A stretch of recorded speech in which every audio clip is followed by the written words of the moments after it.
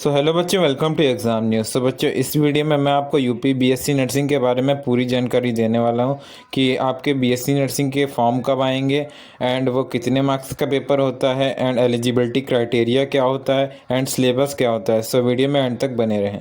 सो बच्चों, यूपी में जो बीएससी नर्सिंग का एंट्रेंस एग्ज़ाम है वो अटल बिहारी वाजपेयी और केजीएमयू लखनऊ दोनों साथ में कंडक्ट कराती हैं। एंड मैंने लास्ट ईयर 2022 का ये ब्रोशर डाउनलोड कर लिया है। एंड पिछले साल जो आपके फॉर्म आए थे वो 19 मई को आए थे, क्योंकि पिछले साल 12th वालों का एग्ज़ाम भी लेट हुआ था, सो आपके फॉर्म भी मई में आए थे। बट इस बार आपके फॉर्म जो हैं वो अप्रैल लास्ट वीक या मई फर्स्ट वीक के बीच में आ जाएंगे। एंड जो आपका लास्ट ईयर एग्ज़ाम हुआ था वो 31 जुलाई को हुआ था, बट इस बार उससे पहले ही आपका एग्ज़ाम हो जाएगा। सो बच्चों, आप जान लेते हैं कि कौन कौन से बच्चे एलिजिबल हैं एंड एलिजिबिलिटी क्राइटेरिया क्या है आपके एंट्रेंस एग्ज़ाम का।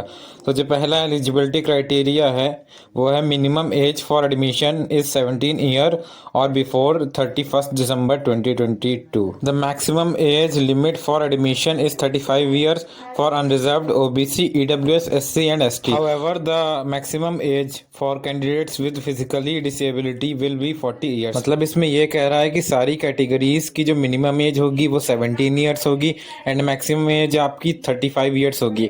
बट फिजिकली डिसेबल्ड वाले बच्चों के लिए आपकी मैक्सिमम एज 40 ईयर्स होगी। एंड जो सेकंड पॉइंट है आपका वो है, एंड जो आपका नेक्स्ट पॉइंट ये है, candidates with science who have passed with 12th standard 10+2 and must have obtained a minimum of 45% in physics, chemistry and biology taken together and passed in English individually from any recognized board.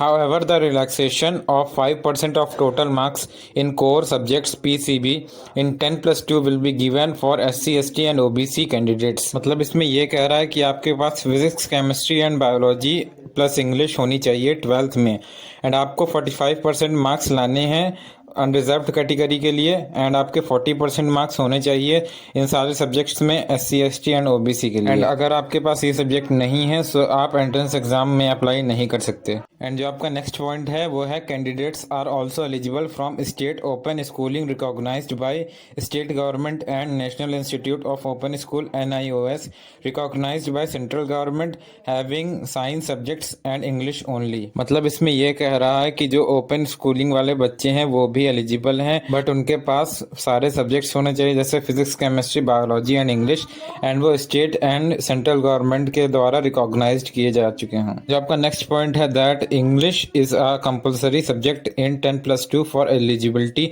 For admission in BSc nursing. जैसा कि मैंने आपको पहले ही बताया कि आपके पास physics, chemistry, biology and English होने चाहिए। सेम वही चीज इसमें लिखी है कि आपके पास इंग्लिश सब्जेक्ट कंपल्सरी है बीएससी नर्सिंग एडमिशन के लिए। नेक्स्ट पॉइंट ये है कि आपके जो कलर ब्लाइंड बच्चे हैं वो भी एलिजिबल है, बट उनको कलर करेक्टिव लेंस को यूज करना होगा।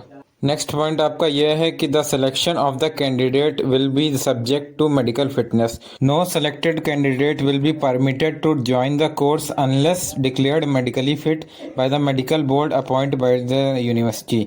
The decision of the medical board shall be fine. मतलब इसमें यह कह रहा है कि जैसे मान लो आपने एग्जाम पास कर लिया एंड आप मेडिकली फिट नहीं है सो आप एडमिशन नहीं ले सकते हैं बीएससी नर्सिंग। आपको मेडिकली फिट भी होना होगा अगर आपको बीएससी नर्सिंग में एडमिशन लेना होगा।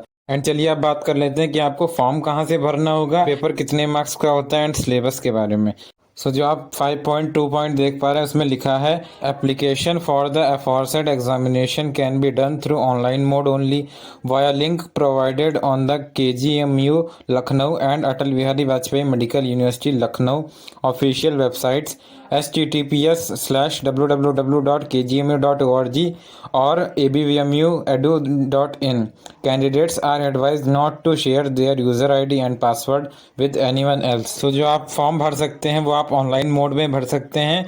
उसमें आप KGMU या अटल बिहारी वाजपेयी किसी भी वेबसाइट पे जाके भर सकते हैं। एंड जो पिछले साल आपकी एग्जामिनेशन फीस थी वो अनरिजर्व्ड और OBC के लिए 3000 रुपीज़ थी एंड SC ST के लिए 2000 रुपीज़ थी।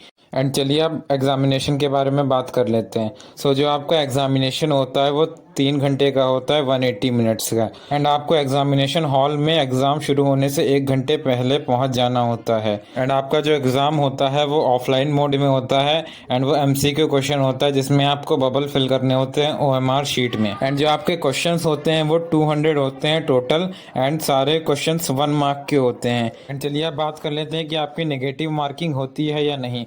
आप पॉइंट 7.7 में देख पा रहे हैं, लिखा है every single correct response will get 1 mark each, no negative marking for incorrect response. इसमें यह कह रहा है कि आपकी नेगेटिव मार्किंग नहीं होगी चाहे आप कितने भी इनकरेक्ट ऑप्शंस सेलेक्ट कर लीजिए। एंड चलिए आप बात कर लेते हैं कि आपका पेपर कौन से मीडियम में होगा।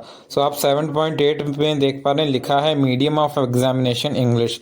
जो आपका पेपर होगा वो सिर्फ इंग्लिश मीडियम में होगा, हिंदी में आपको क्वेश्चन नहीं आएंगे। एंड चलिए अब बात कर लेते हैं कि आपका सिलेबस क्या होता है। आप 7.9 पे देख पा रहे हैं syllabus, nursing aptitude 20%, physics 20%, chemistry 20%, biology 20%, English and general knowledge 20% of intermediate standard. आपके एग्जामिनेशन में 6 सब्जेक्ट्स आएंगे, nursing aptitude, physics, chemistry, biology, English and general knowledge. And जो आपका फिजिक्स, केमिस्ट्री, बायो है वो आपका 11th-12th का होगा। एंड सारे सब्जेक्ट्स आपके 20% आएंगे, मीन्स 40 क्वेश्चन सबसे आएंगे। बट इंग्लिश और जीके कंबाइंड आएंगे, उसमें आपके 20 क्वेश्चन होंगे। चलिए अब बात कर लेते हैं कि आपको एग्जामिनेशन पास करने के लिए टोटल कितने मार्क्स चाहिए। आप लास्ट पॉइंट में देख पा रहे हैं, लिखा है अनरिजर्व्ड कैटेगरी के लिए आपको 50% चाहिए, मतलब 100 मार्क्स।